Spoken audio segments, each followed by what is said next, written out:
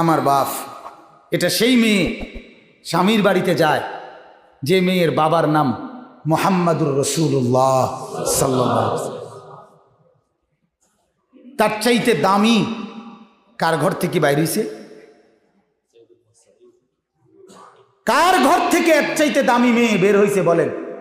এই মেয়েটা ছাড়া। এটা সেই মেয়ে যার মা খাদিজাতুল কুবরা রাদিয়াল্লাহু তাআলা আনহা। এটা সেই মেয়ে যার দুলাভাই সাইয়্যিদুনা উসমান ইবনে আফফান, যার স্বামী হতে যাচ্ছে, হয়ে গেছে সাইয়্যিদুনা আলী।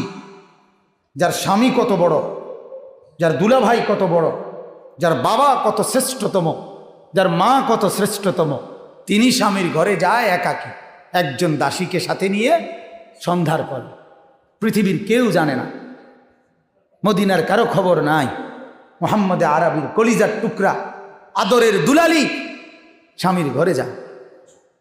অথচ আল্লাহ নবী সাল্লাল্লাহু আলাইহি সাল্লাম বলতেন, আমার শরীরের টুকরা আমার ফাতেমা।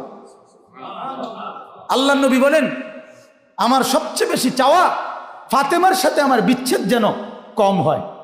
এজন্য দুনিয়াতে নবীজি ফাতেমার বিচ্ছেদ সহ্য করতে পারতেন না, কবরে গিয়েও সহ্য করতে পারে নাই। এজন্য যাওয়ার সময় বলছিল, ফাতেমা আমি যাচ্ছি, তবে আমার কবরে আমি যাচ্ছি কিছুদিনের মধ্যেই, সবার আগে আমার সাথে মোলাকাত তোমার সাথেই হবে। এজন্য রাসূলুল্লাহ সাল্লাল্লাহু আলাইহি ওয়াসাল্লামের বংশধরদের মধ্যে নবীজির ইন্তেকালের পরে সবচেয়ে আগে 6 মাসের মাথাতেই হযরত ফাতেমাও ইন্তেকাল করছে।